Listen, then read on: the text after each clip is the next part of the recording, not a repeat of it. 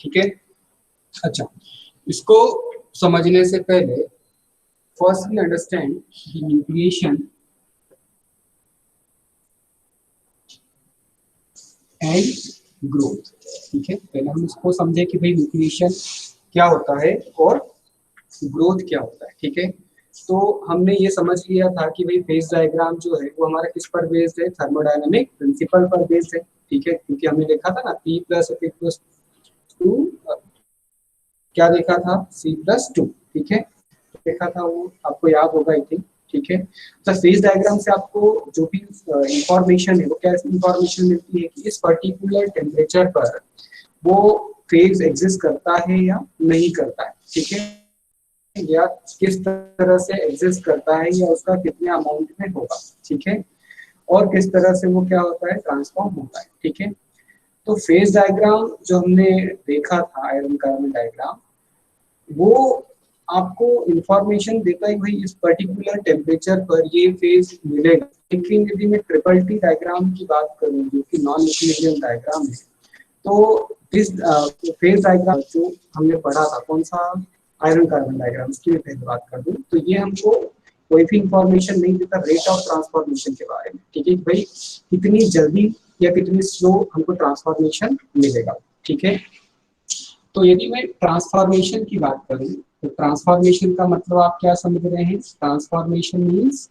कि आपका जो भी लिक्विड है, लिक्विड इन द सेंस कि आपने मेटल की मैं बात कर रहा हूँ, तो मेटल्स को आपने एक पर्टिकुलर टेम्परेचर तक लेकर गए, देन उसको स्लो डाउन या स्लोली उसको क्या किया, कूल किया। ठीक है, तो आप वहां पर उसके ट्रांसफॉर्मेशन रेट की बात नहीं कर रहे थे, क्योंकि यहाँ पर मैं क्या बोल रहा हूँ, टाइम टेम्परेचर ट्रांसफॉर्मेशन, तो मैं इस लास्ट वाली टी की बात कर रहा हूँ। ठीक है, तो in the phase diagram you do not या डिड नॉट डिस्कस दी, क्या क्या डिस्कस नहीं किया था, ट्रांसफॉर्मेशन रेट डिस्कस नहीं किया था। But in case of triple T diagram we are going to discuss about the transformation rate. ठीक है, तो transformation involves, there are two processes. First one is nucleation. Nucleation का आप ऐसा मतलब समझ सकते हो कि जस्ट स्टार्ट हुआ। ठीक है, तो जैसे ही स्टार्ट होता है और उसके बाद स्टार्ट होने के बाद वो न्यूक्लिएशंस एक दूसरे से क्या होते हैं, जुड़ने लगते हैं, तो उसी को मैं क्या बोलता हूँ, ग्रोथ।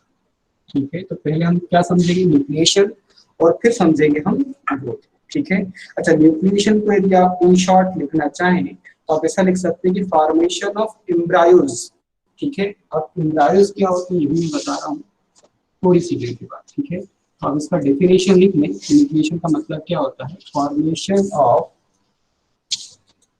Embryos, EMBRAYS। ठीक है, of the new phase, of the new phase। ठीक है, न्यू फेज क्यों बोला मैंने, क्योंकि मे बी आपका पहले ये भी लिक्विड फेज था, मतलब आपने मेल्टिंग टेम्परेचर से ऊपर रख रहे हो तो लिक्विड होगा ऑब्वियस है, उसके नीचे जैसे ही आता है या कोई नया फेज मिलने लगता है, तो उस फेज की बात करें कि न्यू फेज, या तो ऑस्टेनाइट से दूसरा कोई फेज मिले, या अल्फा से गामा में जाए, या गामा से अल्फा में जाए, तो हम उसी फेज की बात कर रहे हैं कि फॉर्मेशन ऑफ एम्ब्रायोज। एम्ब्रायोज मतलब क्या, दूसरा सब्स्टिट्यूट या दूसरा फॉर्मेशन होना स्टार्ट हुआ ऑफ द न्यू फेज। ठीक है, तो न्यू फेज का मतलब आपको समझ में आ रहा होगा कि गामा से अल्फा या अल्फा से गामा। ठीक है, या डेल्टा से गामा। ठीक है, तो ये नए फेज में जब एंटर करता है उसी को मैं क्या बोल रहा हूँ, एम्ब्रायो। अब वो उसका भी एक मैथमेटिकल रीजन है, उसमें उस पर आ रहा हूँ 2 मिनट में। तो phase which attain the critical size and therefore are stable to grow। ठीक है, तो न्यू फेज में आया and it is going to be which are to be stable, मतलब ये एम्ब्रायो बना और वो क्या हो गया, स्टेबल हो गया, and therefore are कौन, न्यू फेज जो बना, स्टेबल, एंड स्टेबल होने के बाद वो क्या कर गया, ग्रो कर गया। क्लियर है, तो इसी को हम क्या बोलते हैं बेटा, न्यूक्लिएशन। ठीक है, अब आगे यदि बात करें तो ग्रोथ की बात करें, तो अब यहाँ पर आपका एक फेज या एम्ब्रायो एक फॉर्म हो गया। वो एम्ब्रायो बहुत सारे मिल रहे हैं, ठीक है। जब वो डिम्ब्रायोज बहुत सारे मिल रहे हैं तो आप क्या बोलते हैं, further increase in the size of stable nuclei of new phase, ठीक है। तो फर्दर इंक्रीज ऑफ इंक्रीज अरे बाबा इन साइज ऑफ, जो यहाँ पर न्यूक्लिएशन फॉर्म है उनकी बात कर रहे हैं, फर्दर इंक्रीज ऑफ न्यूक्लियाई मतलब बहुत सारे न्यूक्लियस एक दूसरे से मिलेंगे, end of the stable nuclei या साइज ऑफ न्यूक्लियाई या ऑफ स्टेबल न्यूक्लियाई ऐसा बोलना चाहिए, टू फॉर्म न्यू फेज, ठीक है। तो अब वो क्या बनाएंगे, एक नया फेज।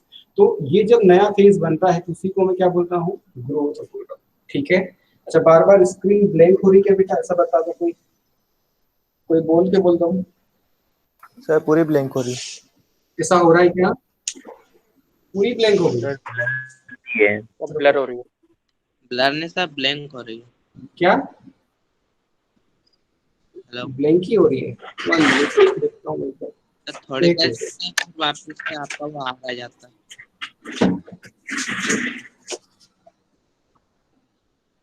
सर ब्लर भी हो रही है थोड़ी, ब्लर भी हो रही है सर।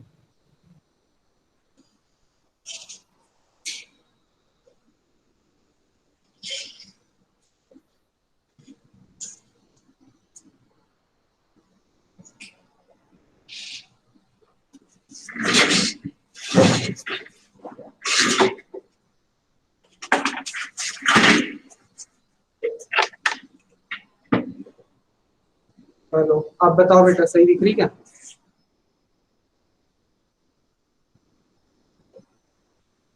हेलो। सर ब्लर हो रही है, ब्लर आ रही है अंदर। सर आप कैमरे को थोड़ा एडजस्ट करके देखिए।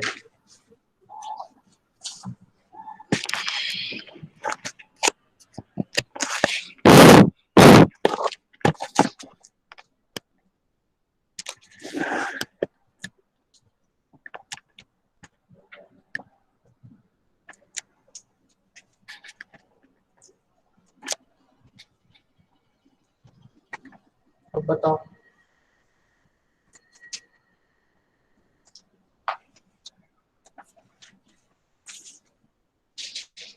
सर ब्लर अब ही है अभी बताओ भी। जी, अभी भी सर ब्लर हो रही है, ब्लर।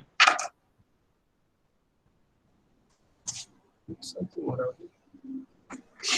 एक मिनट, मैं मेरा पोजीशन ही चेंज कर सकता हूँ, फिर मुझे आपकी आवाज नहीं आती है, मेरा पोजीशन भी चेंज कर।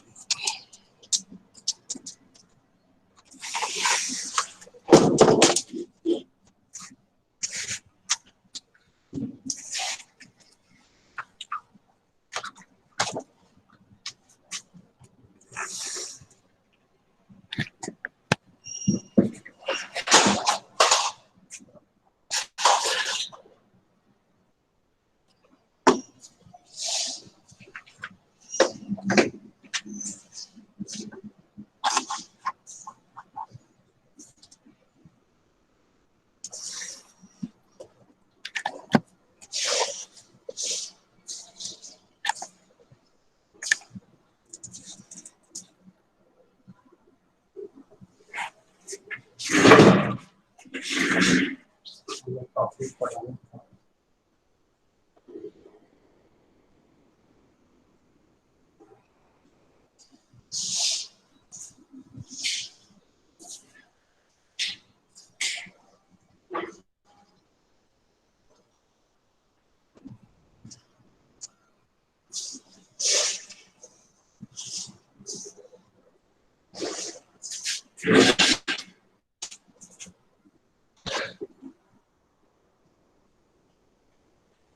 शिफ्ट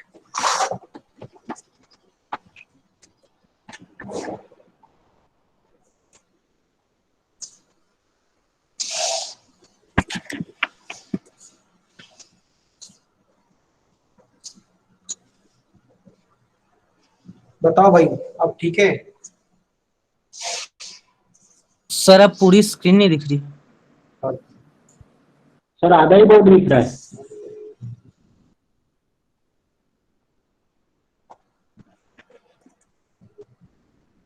चलो मैं इससे नीचे नीचे लिखूंगा।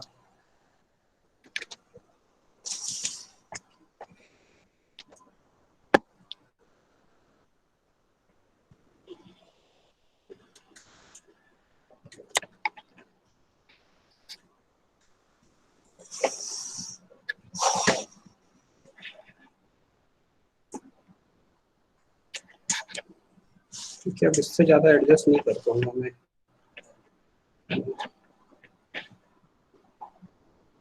दिख रहा है अब?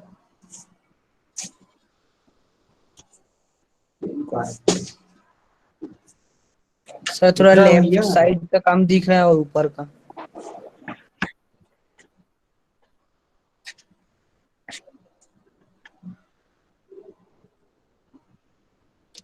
अब ठीक है, अब ठीक है, ठीक है। मैं इससे नहीं लिखूंगा, ठीक है ना, इससे नहीं लिखूंगा, है ना। नहीं दिखे तो मुझे बताना, बीच में इंटरप्ट करना, ठीक है। अरे यार, काफी लोग बैठ जाता है। चलिए, तो यहाँ से आपको समझ में आया होगा कि न्यूक्लिएशन क्या होता है। न्यूक्लिएशन मतलब जो नए एम्ब्रायोस बनते हैं उसी को हम क्या बोलते हैं, न्यूक्लिएशंस, ठीक है। और ये न्यूक्लिएशंस बहुत सारे यदि एक साथ मिल जाएं और एक स्टेबल फॉर्मेशन बनाएं, तो यदि एक दूसरे से मिलकर वो क्या करें, ग्रो करें, तो उसी को हम क्या बोलते हैं बेटा, ग्रोथ बोलते हैं, ठीक है। चलिए, अब इसी में हम आगे यदि बात करें न्यूक्लिएशंस की, तो nucleations, there are two types of nucleations. तो formation of new parent phase, मतलब जैसे आप एग्जांपल लें कि भाई ये मेरा कोई एक लिक्विड फेज था, ठीक है। लेट्स से कि ये पूरा लिक्विड फेज है। अब इस लिक्विड फेज में कुछ एक यहाँ पर क्या हुआ, लेट्स से कि यहाँ मान लो कहीं भी, ठीक है। तो कुछ फॉर्मेशन होना स्टार्ट हुआ, ठीक है, मतलब कुछ सॉलिड फॉर्म होना स्टार्ट हुआ, तो इसी को मैं क्या बोल रहा हूँ, एम्ब्रायोस, ठीक है। यही मेरा क्या है, न्यूक्लिएशन होना स्टार्ट हुआ, ठीक है। आप यदि इसको समझे किसकी हेल्प से, जो हमने गिब्स फेज एनर्जी पढ़ा था, उस गिब्स फेज एनर्जी की हेल्प से समझे, तो पहले तो ये समझो कि न्यू फेज ऑफ, जो न्यूक्लिएशन का मतलब क्या है कि formation of new phase from the parent phase. Parent phase का मतलब क्या हो गया, जिसे मैंने बोला कि अल्फा से किसमें कन्वर्ट हो रहा है, वो गामा में कन्वर्ट हो रहा है, या गामा से अल्फा में, उल्टा भी बोल सकते हैं, या फिर हम बोल रहे हैं कि डेल्टा से वो गामा में जा रहा है, या गामा से वो डेल्टा में जा रहा है, ठीक है। तो ये फॉर्मेशन इस फेज से इस फेज का जो नया फॉर्मेशन है, तो ये नया फॉर्म हुआ, मतलब ये इसका क्या हो गया, नया न्यूक्लिएशन हो गया। इसका गामा से, सॉरी डेल्टा से भी गामा बोलता हूँ, तो मैं गामा बोलूंगी, ये जो नया फेज इज गामा। क्लियर है? चलो, तो अब मैं यदि बात करूं कि यहाँ पर होते हैं दो तरह के न्यूक्लिएशंस, दैट इज होमोजीनियस न्यूक्लिएशन, ठीक है। मतलब होमोजीनियस न्यूक्लिएशंस का सीधा सीधा मतलब है कि वो क्या होंगे, एक जैसे फॉर्म होंगे, ठीक है, मतलब पूरे इसमें यूनिफॉर्मिटी बनी रहेगी, ठीक है। And second one is heterogeneous nucleation, ठीक है। तो हेट्रोजीनियस न्यूक्लिएशंस का मतलब ये समझ सकते हैं आप कि इसका जो भी फॉर्मेशन है या रेट ऑफ फॉर्मेशन जो न्यूक्लिएशंस का, वो यूनिफॉर्म नहीं है, तो हम उसको क्या बोलेंगे, हेट्रोजीनियस न्यूक्लिएशन, ठीक है। आप इसको ऐसा भी समझ सकते हो गिब्स फेज एनर्जी से, ये मेरा गिब्स फेज एनर्जी का डेल्टा जी हो गया, ठीक है। और इधर एज यूजुअल मेरा क्या है, रेडियस, ठीक है। तो यदि मैं गिब्स फेज एनर्जी की बात करूं, तो ये होमोजेनियस न्यूक्लिएशंस के लिए कुछ इस तरह से बनता है, ठीक है। मतलब ये कुछ इस तरह से आएगा। और यदि मैं, सॉरी, ये हेट्रोजीनियस के लिए है। और यदि होमोजीनियस न्यूक्लिएशंस की बात करता हूँ, तो होमोजीनियस न्यूक्लिएशंस के लिए कुछ इस तरह से फॉर्म होता है, ठीक है। और ये जो डिफरेंस डायग्राम है, दिख नहीं रहा है। ठीक है, देखो ये किसके लिए बोला मैंने, यार ये तो दिख रहा है तो यार, किसी को भी नहीं दिख रहा क्या? हाँ सर, आधे ही दिख रहा है। कैमरे में तो आ रहा है ना? अब सर थोड़ा सा और राइट, दोस्तों दिखता है आज किसी और राइट, हल्का सा सर और। अब दिख रहा है? सर थोड़ा सा और। हाँ, भाई, तो पूरा ऊपर ही आ जाएगा। इससे ज्यादा मेरे पास वायर ही नहीं है। अब दिख रहा है? सर ठीक है ठीक है ठीक है। अरे बोलो ना भाई। चलो, तो ये मेरा हेट्रोजीनियस न्यूक्लिएशंस के लिए है, ये जो है ये मेरा किसके लिए है? हेट्रोजीनियस न्यूक्लिएशंस के लिए, और ये जो है मेरा होमोजीनियस न्यूक्लिएशन के लिए, ठीक है। अच्छा, एक चीज और समझ लो कि ये जो डेल्टा जी है, मतलब ये किसके लिए हो गया?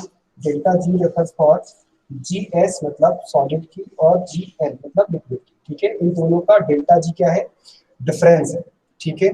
और ये जो हील है, इस हील को हम क्या बोलते हैं? This heal is called activation barrier. ये मैं ऑलरेडी डिस्कस कर चुका हूँ प्रीवियस लेक्चर में एक बार, तो मैं इस पर ज्यादा फोकस नहीं कर रहा हूँ, ठीक है। बस ये समझ लीजिए कि आपको इस लिक्विड से सॉलिड या एक फेज से दूसरे फेज में जाने के लिए इस एक्टिवेशन बैरियर को क्या करना होता है?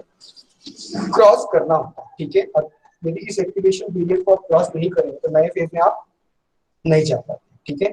और ये आर क्या है आपका? रेडियस ऑफ न्यूक्लियस है, ठीक है। अब यदि मैं इस आर की बात करूं तो ये आपका एक्टिवेशन बैरियर था ये वाला, तो ये आर स्टार कहलाता है, ठीक है। आर स्टार मतलब क्या? तो that is R star is called radius of embryo, या मिनिमम रेडियस किसका? न्यूक्लियस का, जहां पर क्या हो? एम्ब्रायो फॉर्म हो, ठीक है। If radius is less than R star, ठीक है, यदि हम बोल रहे हैं कि रेडियस किसका? न्यूक्लियस का लेस है किससे? आर स्टार से, देन उसको हम क्या बोलेंगे? Then it is called embryo, ठीक है। तो जब भी आपसे कोई पूछता है तो न्यूक्लियस का रेडियस क्या हो, यदि आर स्टार से, आर स्टार कौन सा रेडियस है? वो रेडियस जहां पर क्या है? ये एक्टिवेशन बैरियर को क्रॉस करके जाएंगे हम, ठीक है। वो रेडियस के बाद जो मिलेगा, मतलब वो रेडियस से इधर आपका क्या होगा? एम्ब्रायो होगा, ठीक है। उसके बाद आपका क्या बनेगा? न्यूक्लिएशंस बनेंगे, ठीक है। और न्यूक्लिएशंस एक दूसरे से इकट्ठे होकर बनेंगे आपके ग्रोथ करेंगे, और ग्रोथ से क्या होगा? अल्टीमेटली आपका जो भी सॉलिड एक फेज से दूसरा फेज फॉर्म हो जाएगा, ठीक है। अब मैं यदि बात करूं कि भाई हेट्रोजीनियस न्यूक्लिएशन साइट की, तो इसमें नॉन इक्विलिब्रियम डिफेक्ट होगा, मतलब यदि एक्सेसिव वैकेंसीज है या डिसलोकेशंस है या कोई स्टेकिंग फॉल्ट है या ग्रेन बाउंड्रीज है या इंक्लूजन्स है, तो इसकी वजह से क्या होता है? उसमें हेट्रोजीनियस न्यूक्लिएशन फॉर्म होता है, ठीक है। क्योंकि यदि होमोजीनियस न्यूक्लिएशन होगा तो हमको ऑब्वियस है कि एक ही जैसा होगा, तो उसके लिए हमको एक्टिवेशन बैरियर क्या लगेगा? कम, ठीक है। हाँ, ठीक है, मतलब इसके लिए हेट्रोजीनियस के लिए एक्टिवेशन बैरियर हमारा क्या है? कम, लेकिन होमोजीनियस के लिए एक्टिवेशन बैरियर क्या है? इतना ज्यादा लग रहा है, ठीक है। चलिए, तो अब मैं बात करूं यदि ग्रोथ की, कि भाई ग्रोथ क्या होता है, बस इसको पढ़ के हम फिर सीधा ट्रिपल टी डायग्राम पर चलेंगे। तो ट्रिपल टी डायग्राम को जाने से पहले आप ग्रोथ को समझ लो। अब ग्रोथ को समझना इसलिए इंपॉर्टेंट है क्योंकि यहाँ पर जो कर्व ड्रॉ होता है उस कर्व से ही मैं ट्रिपल टी डायग्राम का कर्व ड्रॉ करूंगा, ठीक है। चलिए, तो नेक्स्ट इसी में सब हेडिंग डालना बेटा, ग्रोथ क्या होता है, ठीक है। तो ग्रोथ का मतलब होता है, growth is given us by the Johnson's Avrami equation, ठीक है, या इसको आप सिंपली एब्रामी इक्वेशन बोल सकते हो। तो ये किससे मिलता है बेटा? एब्रामी इक्वेशन से मिलता है, ठीक है। अच्छा, इसका एक इक्वेशन है, the characteristic kinetics of the S curve. तो जो यहाँ पर एस कर्व मिलेंगे, अब बता रहा हूँ आगे मिलेगा आपको एस कर्व। तो कुछ इस तरह का पहले एस कर्व को समझ लो। तो एस कर्व क्या होता है? ये डायग्राम इतना दिख रहा है बेटा, ये इधर ही, ठीक है। तो ये एस कर्व होता क्या है, तो ये समझते हैं। तो एस कर्व का मतलब ये होता है कि जब आपका न्यूक्लिएशन, मतलब या तो आपका जो भी फॉर्मेशन है वो बनना स्टार्ट हुआ देन एंड हुआ, ठीक है। तो लेट्स से कि यहाँ पर आपका था y एक्सिस पर, एज यूजुअल मैं बोल रहा हूँ यहाँ पर टेम्परेचर ना होकर अब यहाँ पर है फ्रैक्शन ऑफ ट्रांसफॉर्मेशन, ठीक है। यहाँ पर आपको नहीं दिख रहा हो तो मैंने जो बोला उसको लिख लो, फ्रैक्शन ऑफ ट्रांसफॉर्मेशन, ठीक है। y एक्सिस पर क्या है? फ्रैक्शन ऑफ ट्रांसफॉर्मेशन, और एक्स एक्सिस पर है आपका टाइम, ठीक है, या इसी को आप टी से भी डिनोट करते हो, जो कि मैं सेकंड्स में लेता हूँ, ठीक है। इफ आई कंसीडर कि ये मेरा क्या था, फ्रैक्शन ऑफ ट्रांसफॉर्मेशन, मतलब यहाँ पर फ्रैक्शन ऑफ ट्रांसफॉर्मेशन का मतलब है कि कितना कहाँ से स्टार्ट हुआ कहाँ पर एंड हुआ, ठीक है। तो मैंने कोई पर्टिकुलर कंपोजिशन ले लिया, लेट्स से कि मैंने जैसे आयरन कार्बन डायग्राम की बात करूँ तो मैंने 0.8% ऑफ कार्बन, जिसको मैं क्या बोलता हूँ, यूटेक्टॉइड पॉइंट बोलता हूँ, है ना। तो इस यूटेक्टॉइड वाला कंपोजिशन लिया और मैं बोलता हूँ कि यहाँ पर इस पर्टिकुलर पॉइंट से इसका क्या हुआ, फॉर्मेशन होना स्टार्ट हुआ, और फॉर्मेशन होना स्टार्ट हुआ और कुछ इस तरह का फॉर्मेशन आपको मिलता है। इसका ये जो कर्व मिल रहा है, it is going to be start of the new phase and it is going to be start of the finish of the new phase. मतलब जैसे मैंने अल्फा और गामा की बात की, तो अल्फा यहाँ पर तो गामा वालो जीवन था, ठीक है। तो डेल्टा और गामा समझो, ठीक है ना, तो उससे ज्यादा रिलेट कर पाओगे। तो डेल्टा से या अच्छा अल्फा और गामा ही समझेंगे, तो गामा से मान लो अल्फा बनना अपने को, ठीक है। तो यहाँ पर अल्फा फेज कुछ भी नहीं था, अब ये क्या हुआ, धीरे धीरे धीरे धीरे धीरे स्टार्ट हुआ और यहाँ पर इस एंड पर पूरा का पूरा क्या किस में कन्वर्ट हो गया, ये पूरा का पूरा अल्फा में कन्वर्ट हो गया। मतलब यहाँ पर पूरा पूरा ऑस्टेनाइड था, यहाँ पर पूरा का पूरा क्या है अल्फा, ठीक है। और ये जो बीच वाले जो पॉइंट्स हैं, मतलब यहाँ पर क्या होगा कि यहाँ पर गामा ज्यादा होगा, अल्फा होगा, यहाँ पर गामा और बढ़ जाएगा, सॉरी अल्फा बढ़ जाएगा, गामा कम हो जाएगा, अल्फा और बढ़ेगा और बढ़ जाएगा और बढ़ जाएगा और बढ़ जाएगा और बढ़ जाएगा, ठीक है। जैसे जैसे टाइम आगे बढ़ते जा रहा है वैसे वैसे क्या होते जा रहा है बेटा, आपका जो अल्फा फेज है वो क्या होते जा रहा है, मिलते जा रहा है, ठीक है। अब जो कैरेक्टरिस्टिक्स ऑफ अब्रामीज इक्वेशन है, वो अब्रामी इक्वेशन क्या है, F T equal to 1 minus E to the power, या एक्सपोनेंशियल भी लिख सकते हो आप, माइनस ऑफ के टी की पावर एन, ठीक है। तो यदि आपसे कभी भी इस तरह का बात समझ कोई आए कि भाई अब्रामी इक्वेशन किसके लिए होता है, it is for the growth, ठीक है। और ये किससे रिलेट करता है, मतलब यहाँ पर आप ये बोल सकते हो कि 1 minus of exponential of minus के टी की पावर एन, ठीक है। अच्छा यहाँ पर एफ टी क्या है आपका, फ्रैक्शन ऑफ ट्रांसफॉर्मेशन, ठीक है। और जो के है, ये के कांस्टेंट होता है and it contains both nucleation and growth term, ठीक है। तो इसमें मे भी आपको या तो हो सकता है पर्टिकुलर मटेरियल के लिए पर्टिकुलर कंपोजिशन के लिए गिवन हो, ठीक है। एंड एन जो है वो आपका क्या है, एक्सपोनेंट है, ठीक है।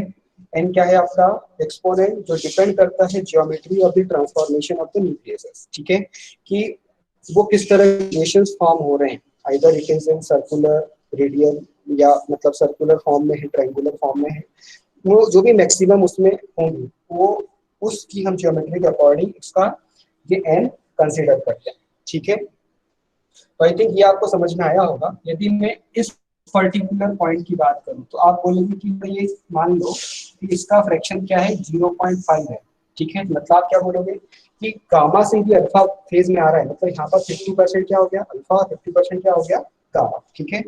और इस पूरे रीजन में क्या हो रहा है मेरा, ये पूरा रीजन क्या कहला रहा है मेरा, ग्रोथ कहला रहा है, ठीक है। इसको ही मैं क्या बोलता हूँ, ग्रोथ, अर्बिटिलिस। चलिए तो अब आगे बढ़ते हैं और इसी में एक नई चीज समझते हैं कि भाई आपने यदि समझा कि भाई वो इसमें जो ट्रांसफॉर्मेशन है वो ट्रांसफॉर्मेशन हो रहा है, और ये जो एस कर्व है, ठीक है, ये एस कर्व एक पर्टिकुलर टेम्परेचर पर मिल रहा है आपको, ठीक है। अच्छा ये एस कर्व आप कैसे फॉर्म होगा, यदि मैं इसके प्रैक्टिकल पर जाऊं कि भाई ये प्रैक्टिकल आप प्रैक्टिकली कैसे इस चीज को समझ सकते हैं, तो प्रैक्टिकली मैं इस चीज को समझाऊं तो उससे पहले आपको समझना होगा आइसोथर्मल डीकम्पोजिशन ऑफ ऑस्टेनाइट, ठीक है। तो नेक्स्ट हेडिंग इसी में सब हेडिंग डालना बेटा, आइसोथर्मल डीकम्पोजिशन ऑफ ऑस्टेनाइट, ठीक है। ऑस्टेनाइट मतलब गामा फेज की बात कर रहे हैं, ठीक है। अच्छा तो आइसोथर्मल ट्रांसफॉर्मेशन बोल दो, ठीक है। और यूटेक्टाइल प्लेन कार्बन स्टील की मैं बात करूंगा यहाँ पर, तो वो कैसे होता है उसको हम समझते हैं, ठीक है। अच्छा, आइसोथर्मल डिकम्पोजिशन मैंने ऑस्टेनाइट के लिए बोल रहा हूँ, तो ऑस्टेनाइट से मतलब गामा से जो अल्फा फेज में कन्वर्ट होता है वो कौन सा पॉइंट होता है, दैट इज यूटेक्टोइड पॉइंट, ठीक है। तो मैं यहाँ पर कंपोजिशन या जो ट्रिपल टी डायग्राम अभी ड्रॉ करूंगा, it is for the eutectoid composition, ठीक है। तो वो हाइपो यूटेक्टोइड के लिए भी हो सकता है, हाइपर यूटेक्टोइड के लिए भी हो सकता है, ठीक है। लेकिन अभी हम किसके लिए समझ रहे हैं, केवल यूटेक्टोइड कंपोजिशन के लिए, ठीक है। अच्छा, तो यूटेक्टोइड कंपोजिशन में आपने एक चीज समझी है कि भाई यूटेक्टोइड पॉइंट होता कहाँ पर है, 723 डिग्री सेल्सियस पर होता है एक चीज, और परसेंटेज ऑफ कार्बन कितना होता है, 0.8 परसेंटेज ऑफ कार्बन होता है, एम आई राइट। तो उस पर्टिकुलर सैंपल की मैं बात कर रहा हूँ कि ये 723 डिग्री सेल्सियस मतलब गामा से अल्फा फेज बनने वाली कंडीशन है, और परसेंटेज ऑफ कार्बन में कितना ले रहा हूँ मेरे सैंपल का, 0.8%, ठीक है। तो नेक्स्ट हेडिंग आपने डाल दिया होगा आइसोथर्मल डीकंपोजिशन ऑफ ऑस्टेनाइट, ठीक है। मैं इसी में आगे यदि बात करूं तो पहले आप ये डायग्राम ड्रॉ कर लो, फिर मैं इस डायग्राम से ही पूरा का पूरा आपको आइसोथर्मल डीकंपोजिशन कैसे होगा ये आपको समझ में आ जाएगा, ठीक है। तो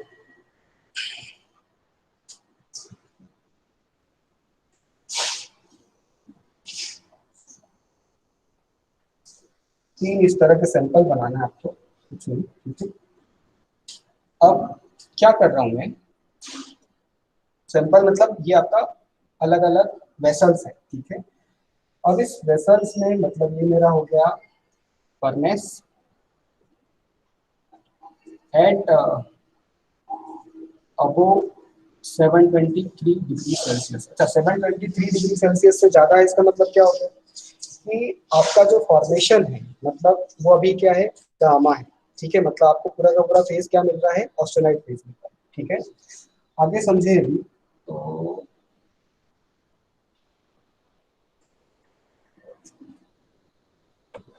ये आपका फर्नेस है। लेट्स से कि आपने इसमें क्या कर दिया, एक कोई सिंपल इंसर्ट कर दिया, ठीक है। तो मे भी मान लो कि आपका फर्नेस है और फर्नेस में आपने 723 डिग्री सेल्सियस से ऊपर टेम्परेचर रखा है, और फर्नेस में एक सैंपल को या एक से ज्यादा सैंपल भी हो सकते हैं, डिपेंड्स, ठीक है। तो मैंने मान लो 3-4 सैंपल। अब ये इस 723 डिग्री सेल्सियस पर ऊपर रखा है, और इसके बाद आपने एक सॉल्ट बाथ लिया। सॉल्ट बाथ का मतलब क्या बेटा, कि यहाँ पर एक वेसल है जिसमें क्या है, सॉल्ट बाथ भरा हुआ है, ठीक है। और आइसोथर्मल ट्रांसफॉर्मेशन, तो आइसोथर्मल प्रोसेस का मतलब तो समझ में आता ही है आपको कि आइसोथर्मल प्रोसेस का मतलब टेम्परेचर आपका क्या होगा, कांस्टेंट होगा, ठीक है। तो आइसोथर्मल ट्रांसफॉर्मेशन, ठीक है, एट सम टेम्परेचर मतलब कुछ भी हो सकता है ना। किससे कम होगा, किससे कम होगा, 723 डिग्री सेल्सियस से बिलो 723 डिग्री सेल्सियस। तो अब सम टेम्परेचर बोल दिया मतलब ऐसा नहीं है कि आप कुछ भी ले लोगे, इससे नीचे ही जाना है। मतलब आप ये बोल सकते हो कि एक पर्टिकुलर टेम्परेचर लिया, लेट्स से 705 डिग्री सेल्सियस लिया, फिर 700 डिग्री सेल्सियस लिया, फिर 650 डिग्री सेल्सियस लिया। इस तरह के अलग अलग टेम्परेचर पर हम यहाँ पर क्या कर रहे हैं, सॉल्ट बाथ को रख रहे हैं, ठीक है। तो यहाँ से ये सैंपल उठाया, और इस सैंपल को ये सैंपल यहाँ से उठाया, और इस सैंपल को मैंने इसमें क्या कर दिया, डिप कर दिया, ठीक है। इसमें सॉल्ट बाथ, फिर इसको कुछ टाइम के लिए मैंने रखा। अब कुछ टाइम को रखने के बाद इसको यहाँ से उठाया और इसमें इस सैंपल में डाल दिया। अब यहाँ पर क्या है, तो यहाँ पर है कोल्ड वाटर है आपका, ठीक है। आप इसको रूम टेम्परेचर भी ले सकते हो या रूम टेम्परेचर से कम भी ले सकते हो, इट डिपेंड्स कि आपको कितने अमाउंट में या किस तरह का फॉर्मेशन चाहिए। तो कोल्ड वाटर क्वेंच टैंक, ये आपका क्या है, कोल्ड वाटर क्वेंचिंग का टैंक है, ठीक है, एट रूम टेम्परेचर। या रूम टेम्परेचर से भी आप उसको क्रायोजेनिक टेम्परेचर पर भी कर सकते हो, वो डिपेंड करता है कि हमको किस तरह का मटेरियल या कैसा चाहिए सैंपल, ठीक है। पर मैं यहाँ पर बोल रहा हूँ कि रूम टेम्परेचर पर आपने पानी लिया और उस सैंपल को उठा के सीधा उठा के यहाँ से यहाँ डाल दिया, That's it, ठीक है। तो ये ट्रांसफॉर्मेशन क्या कहलाता है आपका, आइसोथर्मल ट्रांसफॉर्मेशन, ठीक है। अच्छा, आइसोथर्मल ट्रांसफॉर्मेशन की यदि मैं एक्सपेरिमेंटली, आपने समझ ही लिया कि एक्सपेरिमेंटली आप इसको कैसे करेंगे। तो आपने लेट से कि कोई सैंपल लिया, अब वो सैंपल कुछ भी साइज या शेप का हो सकता है, छोटा सा क्यूबिकल भी हो सकता है, सर्कुलर भी हो सकता है, और उसको यहाँ पर क्या किया, 723 डिग्री सेल्सियस से ऊपर गर्म किया, और गर्म करने के बाद इसको, इस सैंपल को यहाँ डाला और कहाँ पर, साल्ट बाथ में डाल दिया। अब साल्ट बाथ में जो ट्रांसफॉर्मेशन होगा वो कैसा ट्रांसफॉर्मेशन होगा, आइसोथर्मल ट्रांसफॉर्मेशन होगा, क्योंकि मैंने क्या बोला, टेम्परेचर 500 या इस तरह का कुछ भी वेरिएशन आप रख सकते हो, पर यहाँ पर जो टेम्परेचर होगा वो कैसा होगा, कांस्टेंट होगा, ठीक है। तो आप यदि लेट से कि मैं टेम्परेचर लिया 705 डिग्री सेल्सियस, अब ये कैसे एक्सपेरिमेंट परफॉर्म कर रहा हूँ ये आपको समझ में आ रहा है। अब इसी से देखो, जो मेरा एस कर्व जो बन रहा था, तो एस कर्व कैसा बन रहा था, तो यहाँ से, तो यहाँ पर स्टार्ट हुआ था, तो मे बी मैंने यहाँ पर तो कुछ फॉर्म नहीं हुआ था, लेकिन यहाँ पर फॉर्म होना स्टार्ट हुआ, तो कुछ ये फॉर्म हुआ। जितने टाइम के लिए मैं रखूंगा उतने टाइम में ये क्या होगा, पूरा का पूरा चेंज हो जाएगा। फिर मैं उसको सडनली क्या कर दूंगा, क्विंच कर दूंगा। और वो डिपेंड किस पे कर रहा है, टाइम पे डिपेंड कर रहा है, ठीक है। और इधर क्या था, मेरा फॉर्मेशन था किसका, जो भी नया फेस बन रहा था उसका, ठीक है। क्लियर है, ये आई थिंक आपको समझ में आ गया होगा कि भाई किस तरह से ये बनेगा, ठीक है। अब यहाँ पर एक चीज और समझ लो, तो लेट्स से इसको डायग्राम क्लियर अप कर रहा हूँ, आपने बना लिया हो, आई थिंक बना लिया सबने, तो थोड़ा सा बना राइट का लिया एक बार बेटा। बोर्ड।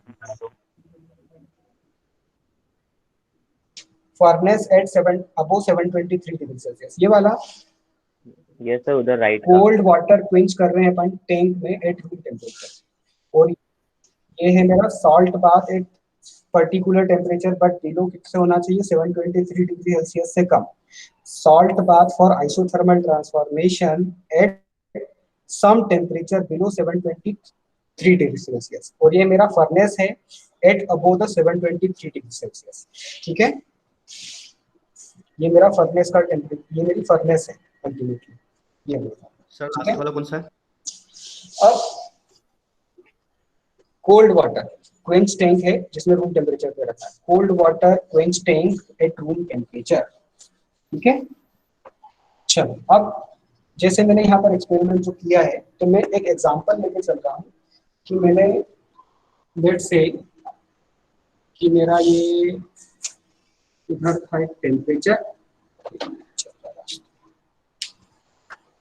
इधर है मेरा टेम्परेचर, और इधर है मेरा वेट परसेंटेज ऑफ कार्बन, मतलब कोई सा भी एक सैंपल लिया, तो लेट्स से कि मैंने 0.8% ऑफ कार्बन लिया, मतलब कौन सा स्टील लिया, टेक्सटाइल स्टील लिया, 0.8% ऑफ कार्बन, ये वाला पॉइंट जो है 0.8 वाला है, ठीक है।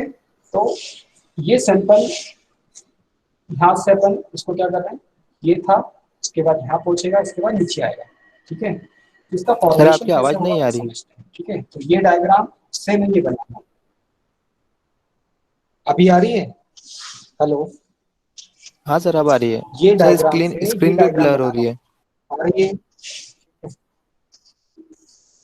अरे यार क्या करूँ मैं, स्क्रीन का क्या करूँ, चलो कोशिश करो थोड़ा सा, ठीक है। अभी ये सैंपल लिया मैंने, ये सैंपल ले रहा हूँ मैं 700, क्योंकि सर ये लाइन स्क्रीन जो थी ब्लैंक हो मेरी गई। कितनी थी, 723 डिग्री सेल्सियस में थी। थोड़ी देर के लिए कि पूरे टाइम के लिए लेंगे,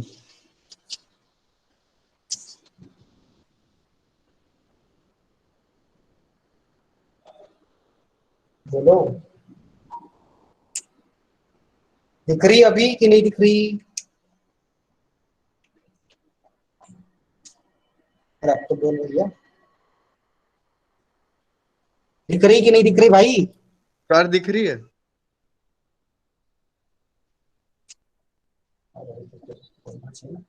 चलो, तो ये मैं सैंपल जो ले रहा हूँ ये 705 डिग्री सेल्सियस पर ले रहा हूँ, मतलब 723 डिग्री सेल्सियस से नीचे ले रहा हूँ, ठीक है।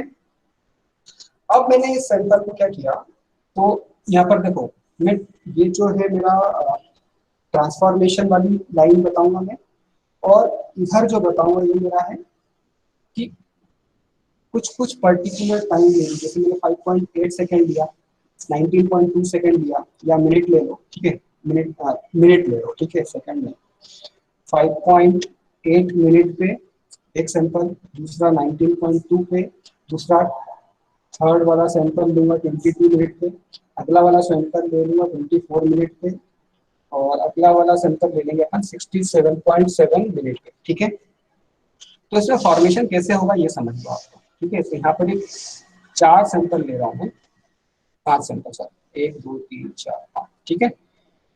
तो ये फॉर्मेशन का मतलब आपको समझ में आएगा कि क्या बोलना चाह रहे थे, ठीक है। तो देखो यहाँ पर टाइम क्या लिया मैंने, 5.8 मिनट, ठीक है। टेम्परेचर कितना है 705। ये मैं किसकी बात कर रहा हूँ, मैं सॉल्ट बाथ की बात कर रहा हूँ। सॉल्ट बाथ में इतने टाइम तक आपने रखा, फिर उसको उठाकर क्वेंच कर दिया, ठीक है। तो सबसे पहले कुछ इस तरह का फॉर्मेशन, मतलब एक तो एम्ब्रायो कुछ यहाँ दिख पे ही नहीं रहा है। बना, ठीक है, ठीक है। आप इसमें चाहो तो लाइन भी ड्रॉ कर दो, तो ये एक एम्ब्रायो बना। फिर ये कितने पे बना, 5.8 पे। अब मैं आगे बात करता हूँ 19.2 मिनट सर पे, आवाज भी ठीक नहीं है। आ रही आप और चाहो दिख भी तो नहीं ऐसा रहा है। कुछ नहीं है कि 19.2 मिनट ही, इससे ज्यादा कभी लिख सकते हो। 5.8 दिख रहा है कि नहीं, ये दिख रहा है कि नहीं सैंपल। सर एक बार आप फिर से रिज्वाइन कर लीजिए। कौन को आवाज नहीं आ रही भाई, तेरा मोबाइल बात, तू बाहर जाओ फिर वापस से ज्वाइन कर।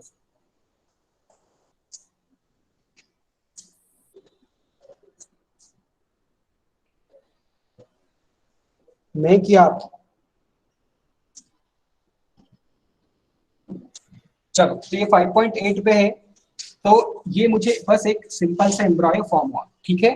उसके बाद क्या हो रहा है कि जैसे मैं 19.2 मिनट पे रख रहा हूँ, तो ये एम्ब्रायोस की जो क्वांटिटी है वो क्वांटिटी क्या हो गई, बढ़ गई, समझ रहे हो, मतलब ये क्वांटिटी क्या हो गई, और बढ़ गई।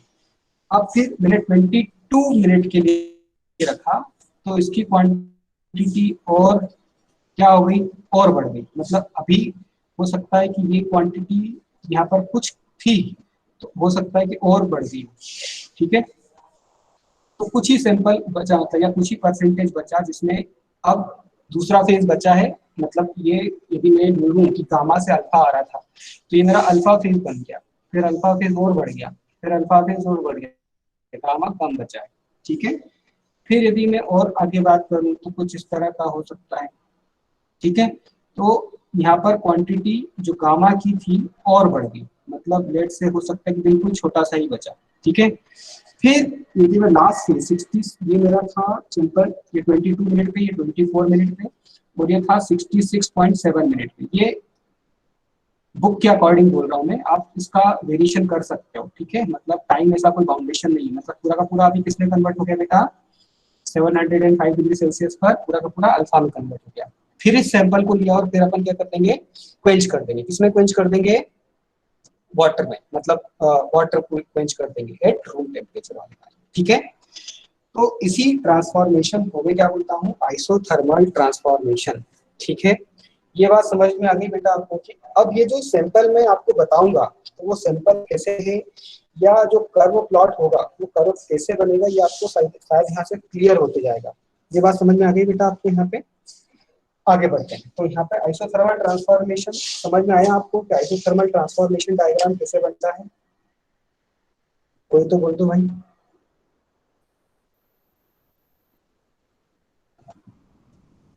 आइसोथर्मल ट्रांसफॉर्मेशन डायग्राम समझ में आया बेटा। Yes sir. हिमांशु सिंह, हितेश साहू, आ गया, चलो। तो इसी आइसोथर्मल ट्रांसफॉर्मेशन डायग्राम से फिर हम ट्रिपल टी डायग्राम क्या करते हैं, ड्रॉ ड्रॉ करते हैं, ठीक है। अच्छा, इसको समझने से पहले आप कुछ डिफरेंट माइक्रो, एक हेडिंग डाल दो, different micro structure or phases in steel diffusional, ठीक है। या ट्रिपल टी डायग्राम में आपको जो डिफरेंट माइक्रो स्ट्रक्चर मिलते हैं वो कौन कौन से होते हैं वो लिख लो। हेडिंग डालना different micro structure in triple T diagram, ठीक है। चलिए तो सबसे पहले हम लिखते हैं परलाइट।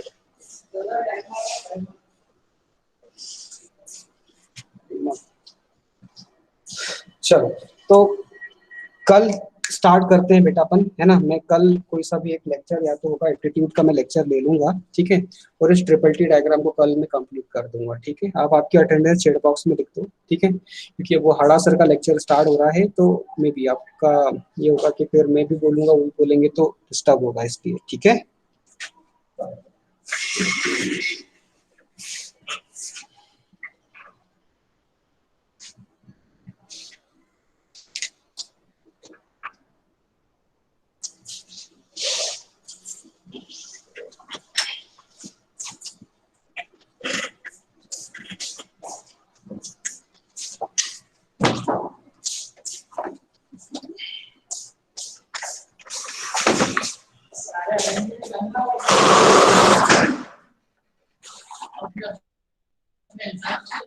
क्या